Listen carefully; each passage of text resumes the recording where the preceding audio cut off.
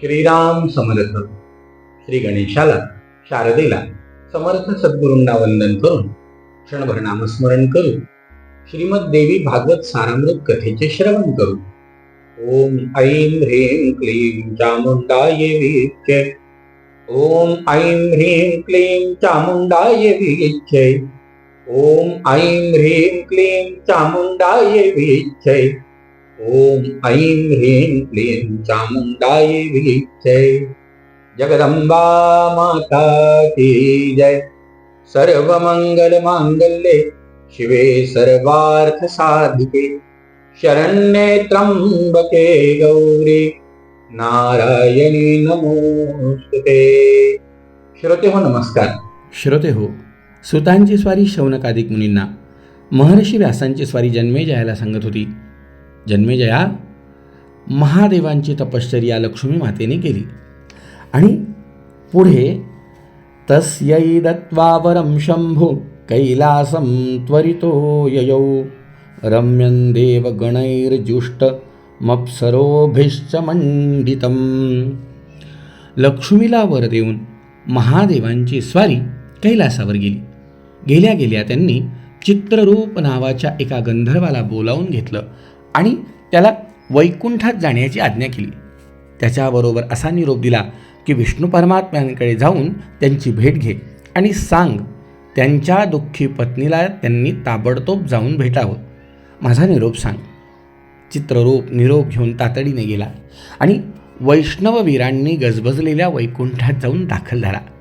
अनेक दिव्य वृक्षांनी, विशाल मार्गांनी सुशोभित अशा त्या नगरीत हंस, कारवंड, मोर, राघू, कोकिळ अशा पक्ष्यांचा मंजूळ गुंजारव ऐकत ऐकत आणि बकुळी, अशोक, चाफा आदी दुतर्फा असलेल्या वृक्षांना पाहत पाहत तो चित्ररूप गंधर्व सर्वत्र दिव्य सुगंध दरवळत असलेला त्या सुगंधातून विष्णू परमात्म्यांपर्यंत पोहोचला.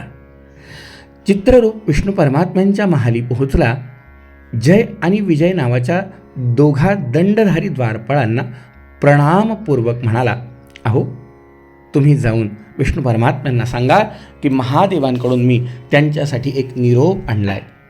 तेव्हा त्यांच्यापैकी जय आत गेला आणि हात जोडून विष्णू परमात्म्यांना म्हणाला, किमज्ञातं तवास्विह संसारे गरुडध्वज वर्तमानंत्रिकालज्ञ यदहं प्रभवैमि वै प्रेषितोऽस्मि भवेन्नात्र विज्ञप्तुं त्वां जनार्दन हरस्य वचनाद्वाक्यं प्रभवीमि त्वयि प्रभो.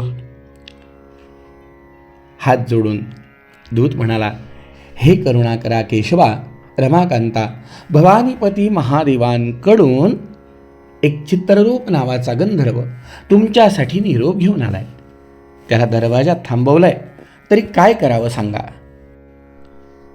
जयचे म्हणणे ऐकून विष्णू परमात्म्याने अंतर्यामी शोधून पाहिले आणि आज्ञा केली, जय जा आणि त्या रुद्रसेवकाला तात्काळ घेऊन ये. तेव्हा जय गेला आणि चित्ररूपाला घेऊन आला. चित्ररूप समोर हात जोडून उभा राहिला. तेव्हा स्मित हास्य करून विष्णू परमात्म्यांनी त्याला महादेवाचे क्षेमकुशल विचारले आणि महादेवांनी माझ्यासाठी काय काम काढले की देवांचं काही काम आहे. चित्ररूपाची स्वारी म्हणाली, हे अंतर्यामी, अहो, या विश्वामधली अशी एकही गोष्ट नाही की जी तुम्हाला माहिती नाही. असं कसं होईल? तुम्हाला काहीच माहिती नाही. आपण सर्वज्ञ आहात. मग आता मी जे काही सांगणार आहे ते तरी तुम्हाला अज्ञात असेल असं कसं? परंतु भवानीपतीने जो निरोप दिला आहे तो त्यांच्याच शब्दात मी तुम्हाला सांगतो. त्यांनी सांगितलं आहे ते असं आहे की प्रभो, आपण आपली पत्नी पद्मवासिनी ही सर्वार्थदायिनी आणि योगी, देव, मानव, यक्ष, किन्नर यांची आराध्य देवता आहे. परंतु सध्या मात्र ती घोडी होऊन यमुना आणि तमसा नद्यांच्या संगमावर उग्र अशी तपश्चर्या करते आहे. ती जर नसेल तर या त्रिलोकात कोणीतरी सुखी होईल का? आणि तिला टाकून तुम्हाला तरी कसलं सुख मिळणार आहे? गरीब असो श्रीमंत असो, आपल्या पत्नीचा सांभाळ प्रत्येकानेच केला आहे. पण आपण तर जगतपती असून त्या जगतपूजा निरपराध पत्नीची उपेक्षा का करत आहात?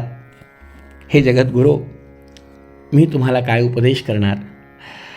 ज्यांची पत्नी दुःख भोगीत असेल त्यांना कुणीच चांगला म्हणणार नाही, त्यांचा जगात धिक्कार होईल. हे सर्व लोकैकनाथा, तिला अशा दुःखात पाहून तुमच्या शत्रूंना आनंदाच्या उकळ्या फुटतायत. ते तिला म्हणतायत की तुला केशवाने टाकली आहे, तेव्हा आता तू आमच्याजवळ येऊन राहा. अशी सर्वत्र तिची विटंबना चालली आहे.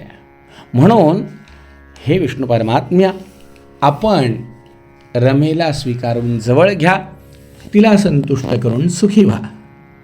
भगवान महादेवांनी असंही सांगितलंय, सध्या जरी माझा आणि माझ्या पत्नीचा विरह नसला तरी पूर्वी झालेल्या विरहाचे दुःख अजूनही आमच्या मनात ताजं आहे.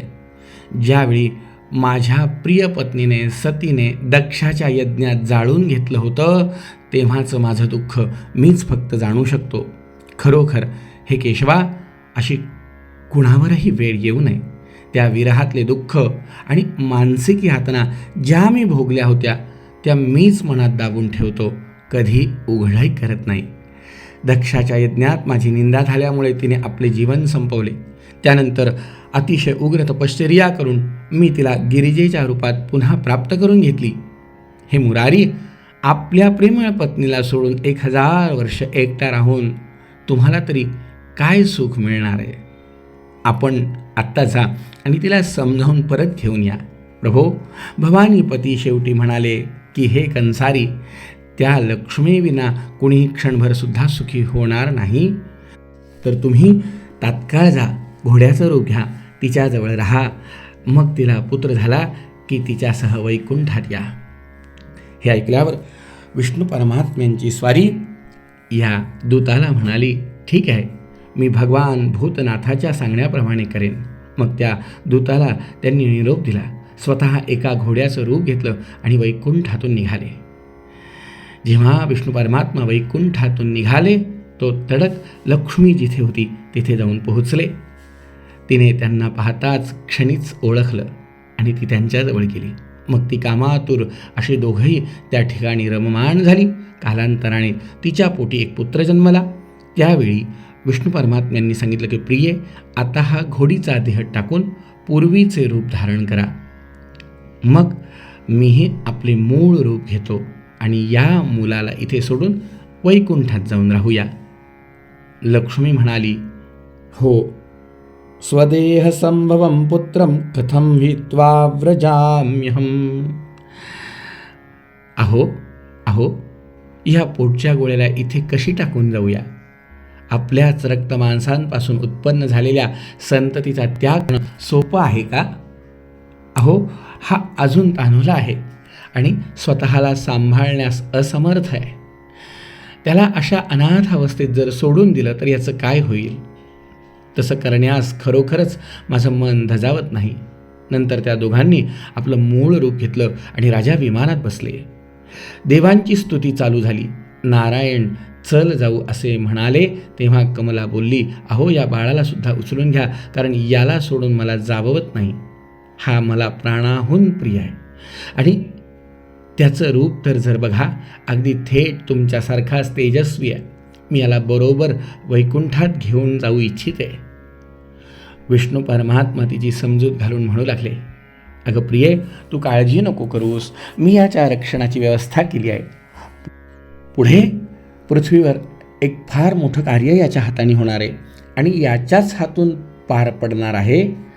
म्हणूनच मी याला इथे ठेवतोय. ते कार्य कोणतं आहे ऐक. ययाती राजाचा एक पुत्र आहे, त्याचं नाव आहे तुर्वसू. त्याचे पाळण्यातले नाव आहे हरिवर्मा. तो यावेळी पुत्र व्हावा या इच्छेने गेले 100 वर्ष एका तीर्थक्षेत्री तपश्चर्या करतोय. त्याला देण्यासाठी या पुत्राची मी योजना केली आहे. तर आता मी जाऊन त्या राजाला इथे पाठवून देईन आणि हा पुत्र त्याला देईन, मग तो याला घेऊन जाईन. महर्षी व्यास म्हणाले, त्या पुत्राची सोय लावून लक्ष्मीला समजावून विष्णू परमात्मा तिच्यासह वैकुंठात गेले. आणि पुढे घटनाक्रम कसा घडला ऐकूया उद्याच्या भागात. श्रोते हो, उद्या महारुद्र महादेवांचा अंश अवतार मारुतीराय यांचा जन्मोत्सव. उद्या हनुमान जयंती. या निमित्ताने उद्या सकाळी ठीक सूर्योदयापूर्वी 20 मिनिटे म्हणजे ठीक 6:05 आपल्या याच अविरत दासनवमी महोत्सव या यूट्यूब चॅनलवरती थेट प्रक्षेपणाद्वारे हनुमान जन्मोत्सवाचं आख्यान प्रसारित केलं जाईल. याचाही आपण लाभ घ्या आणि आपल्या घरी जे मंदिरात जाऊ शकत नाही त्यांनी हनुमान जन्मोत्सव साजरा करा. जय जय रघुवीर समर्थ.